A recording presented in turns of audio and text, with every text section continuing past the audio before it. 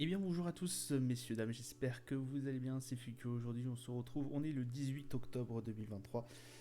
Les marchés ont tous clôturé, on a un CAC 40 qui a fini bien en dessous des 7000, pardon, on est à 6965, moins 0,91%, l'Eurostox à moins 1,12, on est à 400, je crois, 4000, pardon, 105.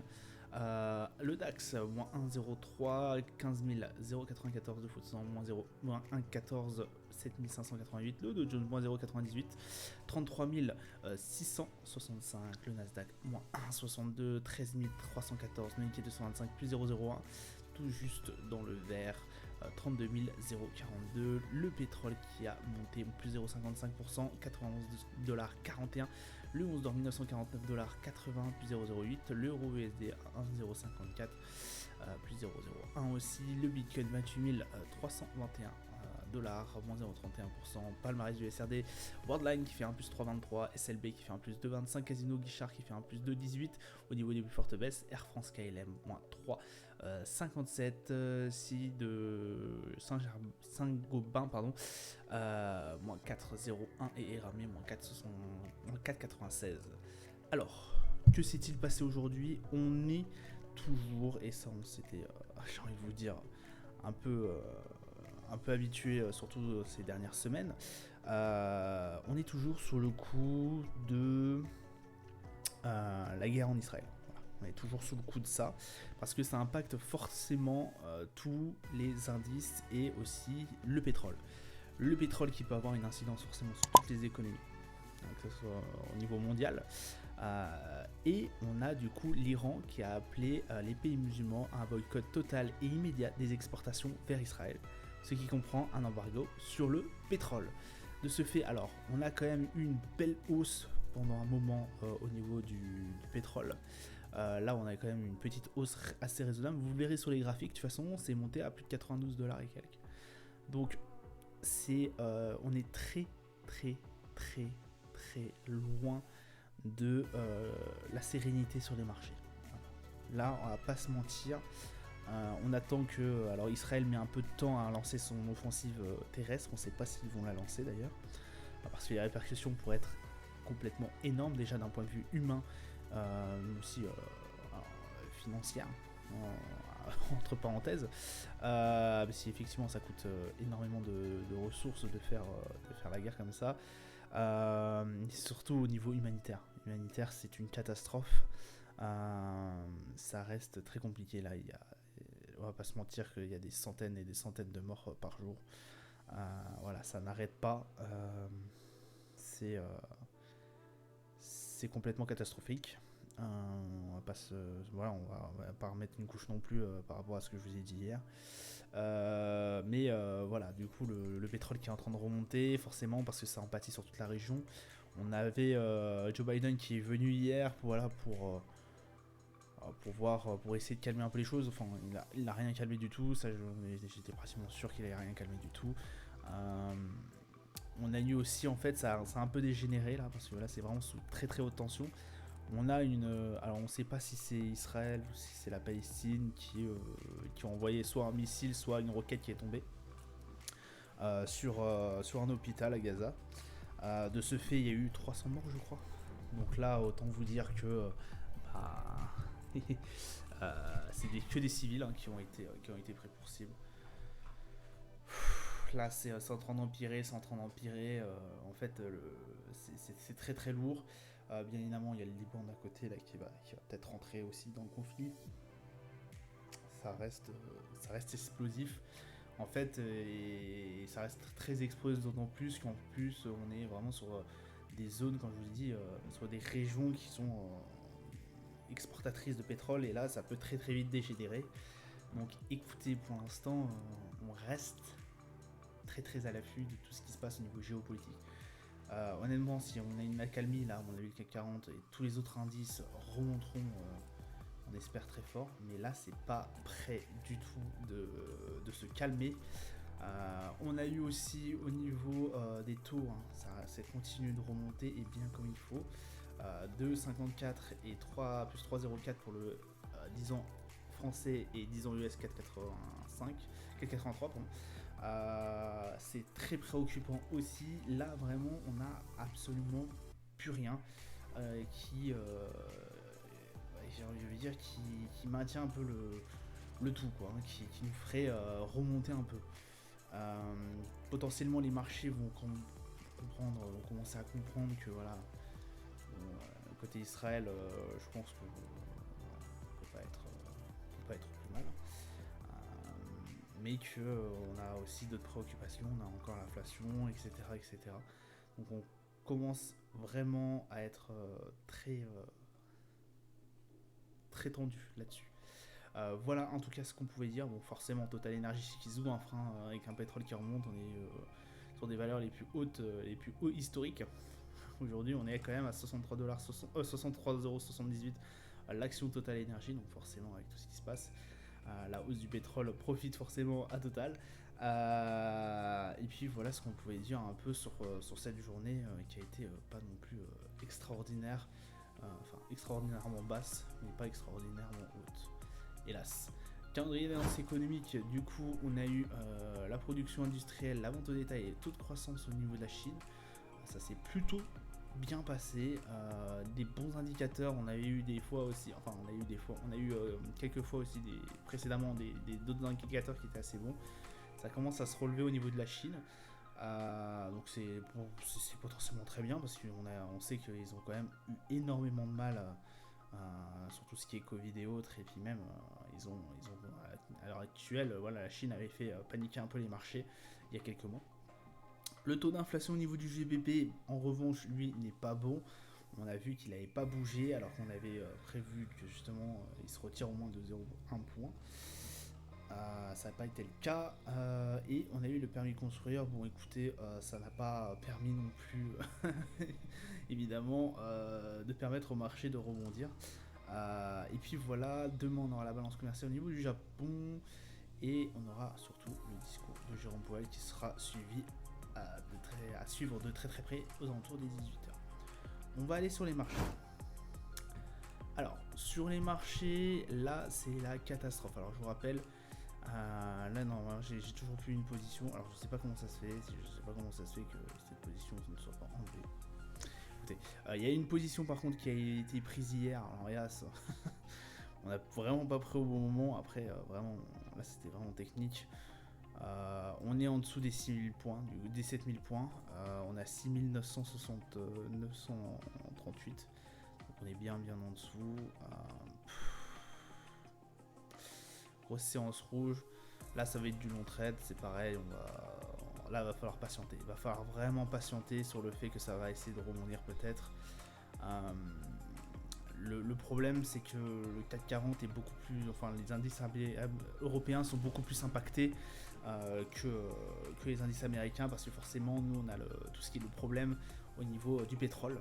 Alors même si on a eu Joe Biden qui a essayé de négocier avec le pétrole du Venezuela pour baisser les taxes et tout, on reste quand même très dépendant, surtout qu'on s'est coupé de la Russie, plus sur certains trucs. On reste très dépendant de tout ce qui se passe au niveau des Émirats Arabes Unis et de toute cette région-là, donc tout ce qui est proche de Israël, quoi.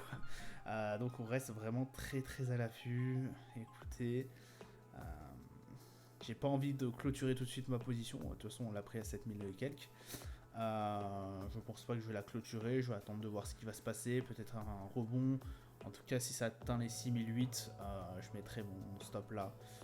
Et puis voilà, on verra par la suite. Mais le CAC 40, effectivement, qui est en belle baisse sur cette journée. On a 35 au niveau du RSI, c'est pas beaucoup. Mais j'ai toujours espoir. Alors après, demain, ça va jouer sur le discours de Jérôme Powell encore. Ça va être on va vraiment avoir peut-être une séance assez bonne. Je l'espère en tout cas. Parce que là, ça commence à tirer un peu de la langue.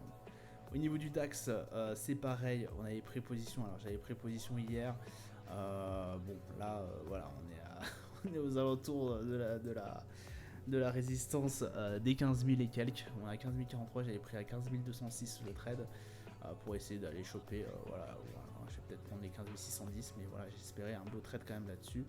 Bon, on va attendre, on va voir, ça se trouve ça va passer, hein, tranquillement. Je me fais pas forcément de soucis sur le DAX. En tout cas, si ça va chercher plus loin, plus en dessous que les 15 000, dans ce cas-là, il faudra couper la position. Les 38 au niveau du RSI, donc ça reste quand même baissier.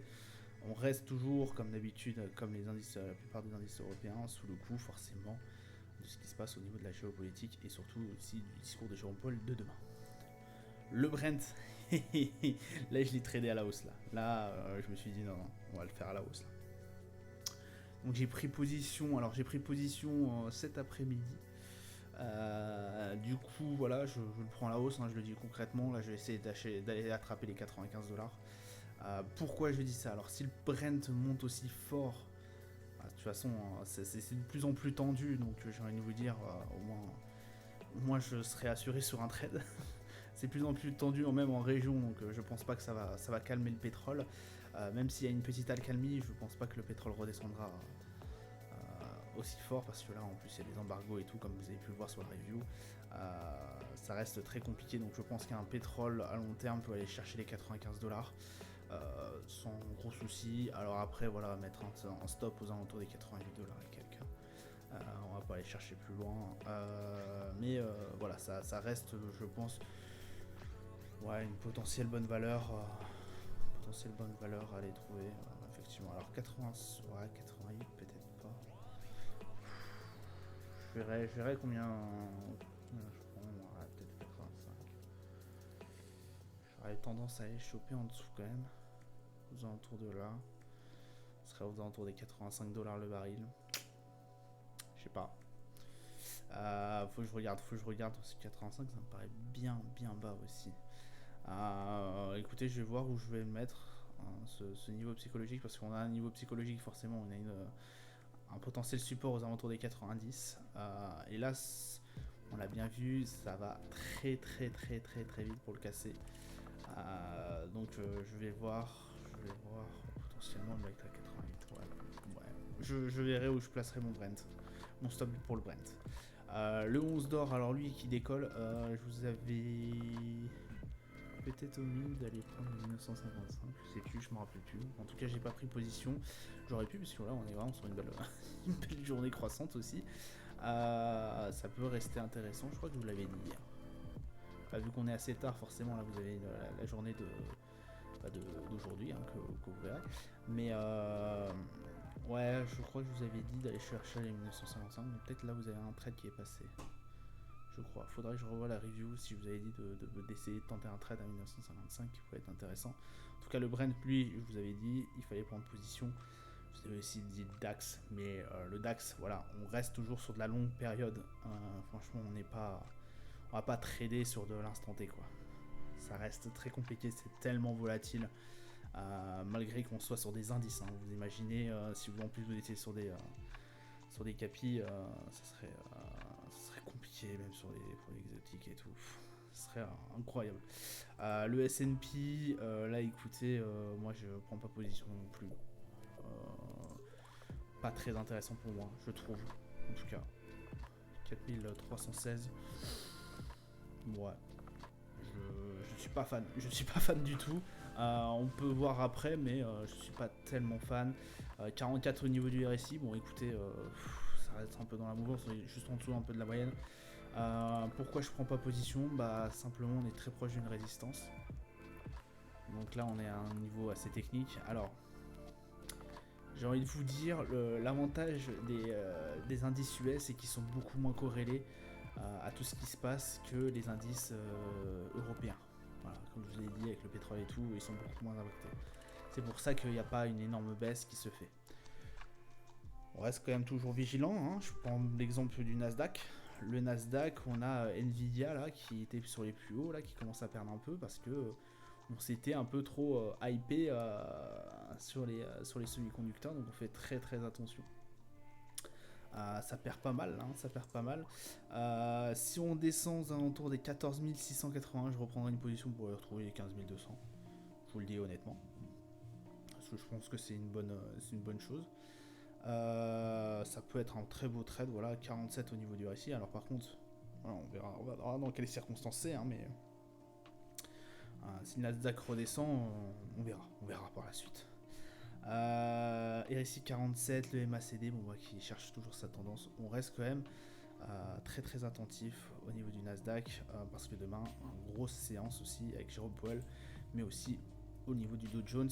Alors là, heureusement que j'ai pris vraiment mon TP. Hein. J'ai pris mon TP sur le Dow Jones, on était pratiquement au sommet. Hein. Vraiment, en plus là c'est vraiment un magnifique trade parce que je l'ai pris aux alentours des 33 000. Je me suis dit avec la résistance qu'il y a ici au niveau des 33 000, ça va être avec le support pardon, des 33 000, ça allait être assez intéressant de jouer le rebond. C'est ce qui s'est passé. On a été trouver les 33 000 après. On a été retrouvé les 34 000. J'avais pris, je vous avais dit. Hein, de toute façon, là je vais prendre parce que je pense pas qu'elle allait atteindre les 34 300. On avait eu cette belle bougie verte. Bleu pour moi, alors qu'il y avait eu c'était déjà le commencement de la guerre et tout, et je me suis dit oh, ça va peut-être traîner là, vu ce qui se passe et tout, ça va peut-être traîner, donc écoutez, je vais prendre mon trade ici. Et là bah écoutez, je suis pas peu fier. Alors après ça peut remonter encore, mais voilà, pour 200 bips, c'est bon quoi. C'est bon. Voilà, ça sera tout pour moi pour aujourd'hui. Je vous souhaite une excellente journée et une agréable soirée. Je vous dis à plus tard. Ciao ciao.